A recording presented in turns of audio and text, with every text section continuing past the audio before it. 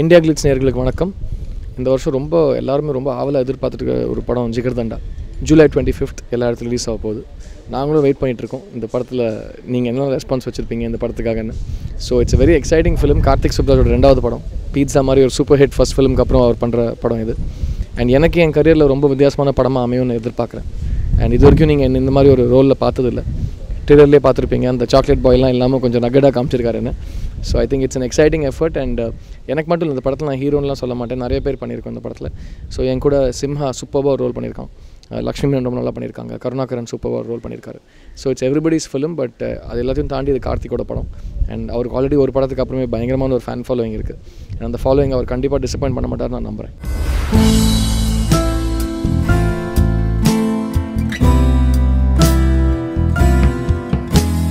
Love பண்ணேன் சேது ஒரு உட்பியா. எனக்கு ஆக்சுவலாக பீட்சா பார்த்த உடனே இந்த டேரக்டரோட ஒர்க் பண்ணணுன்னு ரொம்ப ஆசையாக இருந்துச்சு. And just by my luck Karthik phone பண்ணி ஒரு கதை கேட்குறீங்களான்னு ஃபோன் பண்ணான். ஸோ கதை கேட்டோடனே எனக்கு ரொம்ப பிடிச்சிருந்தது.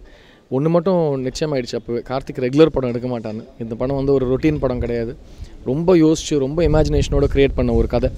அண்ட் அந்த படத்தில் என்ன காஸ்ட் பண்ணுறது ஐ திங்க் எனக்கு ரொம்ப எக்ஸைட்டிங்காக இருந்தது. நீங்கள் ட்ரெய்லரில் பார்த்துருப்பீங்க, இது மதுரையில் நடக்கிற ஒரு கதை. So it's a gangster film. அந்த கேங்ஸ்டர் படத்தில் சித்தார்த் என்ன பண்ணுறாங்கிற ஒரு கேள்விக்கு வந்து நீங்கள் தியேட்டரில் தான் பதில் தேடணும். பிகாஸ் ட்ரெய்லரில் மேக்ஸிமம் கார்த்திக் அந்த இன்ஃபர்மேஷன் ரிவீல் பண்ணாமல் ஹோல்ட் பேக் பண்ணியிருக்காரு. அண்ட் இந்த படத்தில் வந்துட்டு இட்ஸ் அ காம்பினேஷன் ஃபிலிம். எல்லாருக்கும் கெமிஸ்ட்ரின்னு சொல்லுவாங்க இல்லையா. ஸோ எனக்கும் பாபிக்கும் இருக்கிற அந்த கேரக்டருக்கு இருக்கிற கெமிஸ்ட்ரி, எனக்கும் லக்ஷ்மிக்கு இருக்கிற கெமிஸ்ட்ரி, எனக்கும் கருணாகரனுக்கு இருக்கிற கெமிஸ்ட்ரி. அண்ட் கார்த்திக் எல்லா ஆக்டர்ஸ்க்கும் ஈக்குவலாக ஸ்கோப் கொடுத்துருக்காரு. அண்ட் எல்லாருமே நல்லா ஸ்கோர் பண்ணுவாங்கன்னு எதிர்பார்க்குறேன். முக்கியமாக நான் நல்லா ஸ்கோர் பண்ணணுன்னு எதிர்பார்க்குறேன். ஸோ அது நீங்கள் படம் பார்த்தோன்னே சொல்லுங்கள்.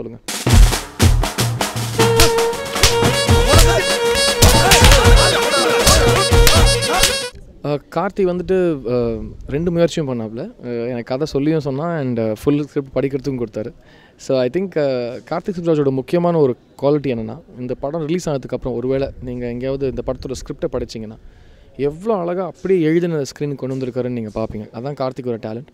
எங்கேயுமே வேறு மாதிரி காரணங்களுக்காக ஒரு வியாபார நோக்கத்தில் வேறு மாதிரி மாற்றலாம் அந்த மாதிரிலாம் எந்த டெம்டேஷன். ஏன்னா 2வது படம் தான் இஃப் யூ நோட்டிஸ். ஸோ அவர் வந்துட்டு எழுதின அந்த கதையை அப்படியே ரொம்ப ஒரு தன்னம்பிக்கையோடு எடுத்திருக்காரு. அண்ட் நான் வந்து கார்த்திக் சொன்ன கதையை விட கார்த்திக் எழுதின கதை தான் நம்பி போனேன். So it was a beautiful script. And இப்போ கூட நான் சொல்லுவேன், இந்த வருஷம் வர படங்களில் ரொம்ப பேசப்படுற ஒரு படமாக ஜிகர்தண்டா இருக்கும்னு நான் ரொம்ப ஸ்ட்ராங்காக நம்புகிறேன். மற்றவங்க நம்மளை பார்த்து பயந்து ஒதுங்கும் போது ஒரு கிக்கு வரும்.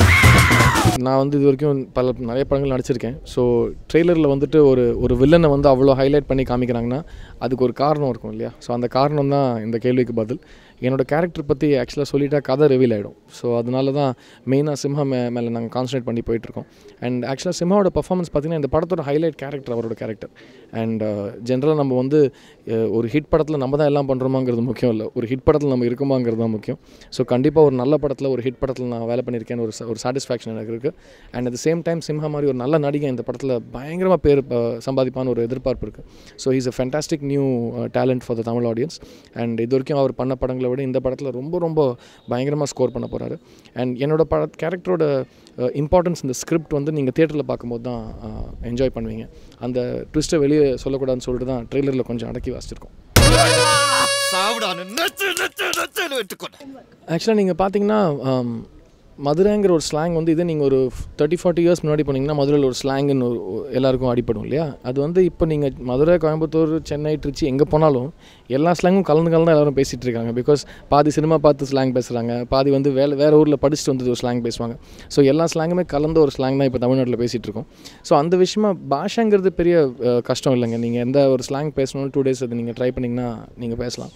இந்த படத்தில் நான் வந்து மதுரை ஸ்லாங் பேசலை, ஏன்னா நான் மதுரை பையன் கிடையாது இந்த படத்தில். அதான் அது நீங்கள் வந்து படம் பார்க்கும்போது உங்களுக்கு புரியும். பட் ஒரு 10 நாளுக்கு மேலே நாங்கள் 2 மாதம் மதுரையில் தான் இருந்தோம். ஸோ ஒரு 10 நாளுக்கு அப்புறம் எல்லாருமே ஒரு சர்டன் ஸ்லாங்கில் பேச ஆரம்பிச்சிட்டோம். பிகாஸ் மதுரையில் இருந்தாலே தூங்க நகரம் அது உங்களுக்கு செஞ்சிடும்.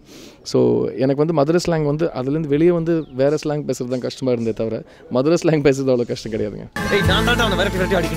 அவங்க ஏதாவது ஒன்று பண்ணோண்டா. லக்ஷ்மி மேனன் பற்றி நான் வந்து ஆடியோ ஃபங்க்ஷன்லேயே சொல்லியிருந்தேன், எங்கள் குரூப்லேயே அது சமத்து குழந்தைன்னு. பிகாஸ் இன்னும் ஸ்கூல் படிச்சுட்டு இருக்கிற குழந்தை. அண்ட் ரொம்ப சமத்து ஹீரோயின். ஐ திங்க் எந்த ஹீரோனுக்கும் நான் சமத்துங்கிற வார்த்தை யூஸ் பண்ணதே இல்லை, தான் ஃபஸ்ட் டைம். ரொம்ப மரியாதையாக ஒரு பயபக்தியோட செட்டுக்கு வருவாங்க. அண்ட் கார்த்திக் சொல்கிற சீன் அப்படியே ஒத்து கேட்டுட்டு அப்படியே சூப்பராக பர்ஃபார்ம் பண்ணுவாங்க. அதான் எனக்கு லக்ஷ்மி கிட்ட பிடிச்ச விஷயம். அண்ட் இது வரைக்கும் நீங்கள் பார்த்தீங்கன்னா லக்ஷ்மியோட கரியரில் மேக்ஸிமம் சூப்பர் ஹிட் ஃபிலிம்ஸ் பண்ணியிருக்காங்க. ஸோ அந்த வெற்றி வரிசையில் கண்டிப்பாக எங்கள் ஜிகர்தண்டாவும் சேரும்னு நாங்கள் நம்புகிறோம்.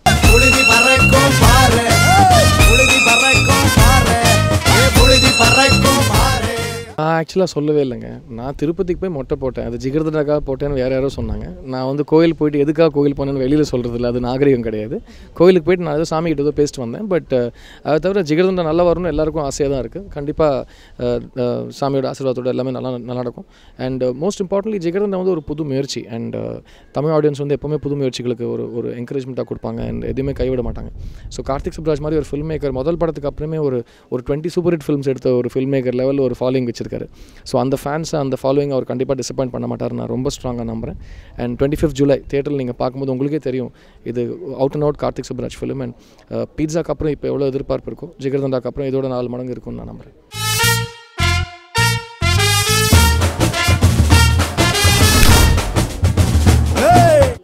இந்த வருஷம் ரொம்ப முக்கியமான வருஷங்க 2014. பிகாஸ் போன வருஷம் தியாவாலி சுனிகுமார் ரிலீஸ் ஆச்சு, பெரிய ஹிட் ஆச்சு, உங்களுக்கே தெரியும். ஸோ அதுக்கப்புறம் ஆல்மோஸ்ட் ஒரு வருஷம் கேப் மேலே ஆச்சு இந்த ஜிகர்தண்டா ரெடி பண்ணுறதுக்கு. இப்போ வரிசையாக மாதம் இல்லை 2 மாதம் ஒரு நான் ஆடியன்ஸ் முன்னாடி வந்து நின்றுடுவேன். ஸோ ஜிகர்தண்டா ஃபஸ்ட்டு வெளியே வருது. அதுக்கப்புறம் வசந்தபாலன் சரோட காவியத்தலைவன் ரெடி ஆகுது, ஏஆர் ரஹ்மான் சார் மியூசிக்கில். அதுக்கப்புறம் ஒரு அழகான கன்னடா படத்தை ரீமேக் பண்ணுறோம், லூசியாங்கிற படம். போன வருஷம் ரொம்ப பெரிய ஹிட்டான படம் கன்னடத்தில். அதை வந்து சிவி குமார் ப்ரொடக்ஷனில் பண்ணுறோம், ஒரு புது டைரக்டர் பிரசாத்ங்கிற டைரக்டரோட பண்ணுறோம், அதுவும் சந்தோஷ் நாராயணன் மியூசிக்கில். ஸோ இந்த 3 படங்களும் இந்த வருஷம் ரிலீஸ் ஆக ரெடியாக இருக்குது. அண்ட் எல்லாமே டிஃப்ரெண்ட் அட்டெம்ப்ட்ஸ். ஸோ கண்டிப்பாக இந்த வருஷமோட எண்டில் வந்துட்டு நிறைய ஒரு குட் நியூஸ் நான் எதிர்பார்த்துட்ருக்கேன். அண்ட் மோஸ்ட் இம்பார்ட்டன்ட்லி உங்களுக்கே தெரியும் என்ன ஒரு நான் ட்ரை பண்ணின்னு இல்லை, ஏதோ ஒரு சாக்லேட் பாய்ங்க ஒரு இமேஜ் துரத்தி அடிச்சிட்ருக்கு. அந்த இமேஜ் இந்த வருஷம் எண்டில் கண்டிப்பாக இருக்காதுன்னு நான் எதிர்பார்க்குறேன். ஸோ அது பார்ப்போம், அது என் கையில் இல்லை, ஆடியன்ஸ் கையில் இருக்குது. இப்போ நாம முந்திரமா அவன் முந்திரானாங்கிறது தான் மேட்ரு. ஐ திங்க் ஒரு நடிகனுக்கும் சென்சார் டிபார்ட்மெண்ட்டுக்கும் சம்மந்தம் இல்லைங்க. என் படம் நல்ல படம் இல்லையாங்கிறது தான் எனக்கு முக்கியமே தவிர, இப்போ வந்து என்ன சிம்பிளாக ஒரு விஷயம் சொல்கிறேன். இப்போ வந்து எல்லோரும் யூ சர்டிஃபிகேட் படம் தான் பார்க்கணுன்னு நியாயம் ஒன்றும் இல்லை. யூ சர்டிஃபிகேட் படம்னா சின்ன குழந்தைங்களும் பார்க்கலான்னு அர்த்தம். யூ சர்டிஃபிகேட் இல்லைனா சின்ன குழந்தைங்க வேணால் பார்க்க வேணாமல் இருக்கலாம். அதான் சென்சார் போர்டோடைய நோக்கமே தவிர, இது யூஏஆர் இருந்தால் என்ன ஏஆர் இருந்தால் என்ன, படம் செம்ம படங்க. அது நீங்கள் கண்டிப்பாக பார்ப்பீங்க, கண்டிப்பாக பிடிக்கும்னு நினைக்கிறேன். ஸோ ஐ திங்க் சென்சார் போர்டுக்கும் வல்கர்னு சொல்ல முடியாது. இந்த படத்தில் வல்காரிட்டிலாம் எந்த அளவு எதுவுமே கிடையாது. இது ரொம்ப க்ளீனான படம் தான், எல்லோரும் பார்க்க வேண்டிய ஒரு படம். நீங்கள் ட்ரெய்லரில் லாஸ்ட் டயலாக் பார்த்துருப்பீங்க, இது அந்த மாதிரி ஸ்கிரிப்ட் இல்லை சார். இதில் வந்து உலக அமைதியை ஸ்ட்ரெஸ் பண்ணி சமுதாயத்தில் நடக்கிற வயலன்ஸை எதிர்த்து ஒரு ஸ்ட்ராங்காக மெசேஜ் சொல்ல போகிறோன்னு. அந்த மெசேஜ் என்னங்கிறது நீங்கள் படம் பார்க்கும்போது உங்களுக்கு புரியும். சார் இது அந்த மாதிரி ஸ்கிரிப்ட் இல்லை சார். இதில் வந்து சமுதாயத்தில் நடக்கிற வன்முறையில் எதிர்த்து உலகம் இதை ஸ்ட்ரெஸ் பண்ணி ஸ்ட்ராங்காக ஒரு மெசேஜ் சொல்ல போகிறோம். இப்போ ரூமர்ஸுங்கிறது இது என்னென்னா, ரூமர்ஸுங்கிறது ஒரு சைட்லேருந்து வராதுங்க, அது பரவும். ஸோ பரவும் போது எந்த சைட்லேருந்து பரவுதுன்னு யாராலுமே சொல்ல முடியாது. இப்போ ஒருத்தர் வந்து நடிகர்னு வந்துட்டாங்கன்னா அது நீங்கள் நிறுத்த முடியாது. அதுக்குன்னு அதை வந்து அது பரவாயில்ல, அது எனக்கு ஓகேன்னு சொல்ல வரல. இப்போ ரூமர்னால் இருக்க தான் செய்யும், அதை நான் பொறுத்துக்கிறேனே தவிர அது வந்து எல்லா ரூமர்ஸ்க்கும் நம்ம பதில் சொல்லணும் அவசியம் கிடையாது. பிகாஸ் சில சமயம் ஒரு ரூமர் எவனோத்தன் வந்து வேலை இல்லாதவங்க கிளப்பி விட்டுருப்பான். அதை நம்ம வந்து அதுக்கு பதில் சொல்லி அதுக்கு நம்ம வந்து இன்னும் கொஞ்சம் வளர்த்து விடுற மாதிரி ஆகிடும். ஸோ அப்பப்போ ரொம்ப முக்கியமான ஒரு ஏதாவது ஒரு குற்றச்சாட்டு தான் இருந்துச்சுன்னா அதை நம்ம கிளாரிஃபை பண்ணுறது பெட்டர். அந்த விஷயத்தில் ட்விட்டராக இருக்கட்டும், ஃபேஸ்புக்காக இருக்கட்டும், அது கொஞ்சம் யூஸ்ஃபுல்லாக இருக்குது. என்னோட லக் இது வரைக்கும் ஐ திங்க் சவுத் இந்தியாவில் மேக்ஸிமம் ட்விட்டர் ஃபாலோவர்ஸ் எனக்கு இருக்காங்கன்னு சொல்கிறாங்க. அது ஐ திங்க் அது என் நடிப்புக்காகவோ என் படங்களோட சக்ஸஸ்க்காகவோ கிடையாது. அதனால நான் பெரிய ஸ்டார்லாம் ஒன்றும் கிடையாது. நான் அதில் நிறைய ஆக்டிவாக இப்போ பாலிடிக்ஸாக இருக்கட்டும், இப்போ எனக்கு பிடிக்கிற விஷயமோ பிடிக்காத விஷயமா இருக்கட்டும், சாப்பாட்டை பற்றியோ ஸ்போர்ட்ஸை பற்றியோ மியூசிக்கை பற்றியோ சினிமா பற்றியோ ஏதாச்சும் தோணிச்சுன்னா உடனே சொல்லிவிடுவேன். ஸோ அதில் நான் ஆக்டிவாக இருக்கேங்கிறதுனால தான் எங்கள் ஃபாலோவர்ஸ் இருக்காங்களே தவிர அதுக்கும் ஸ்டார்டமுக்கும் பெரிய கனெக்ஷன் கிடையாது. ஸோ இது வரைக்கும் நான் வந்து ஜில் ஜிகர்தண்டா பற்றி உங்களோட ஹைலைட் ஷேர் பண்ணிக்கிட்டேன். இது என் கரியரில் மட்டும் இல்லை, எனக்கு தெரிஞ்ச இந்த வருஷம் தமிழ் சினிமாவுக்கு ரொம்ப முக்கியமான ஒரு படம்னு நான் எதிர்பார்க்குறேன். கண்டிப்பாக இந்த படத்தை நீங்கள் வந்து தியேட்டருக்கு வந்து சப்போர்ட் பண்ணுவீங்கன்னு நம்புகிறேன். அண்ட் ஜூலை 25 உலகமெங்கும் Jigarthanda, don't miss it. Pandi நாட்டு கொடியின் மேலே தாண்டி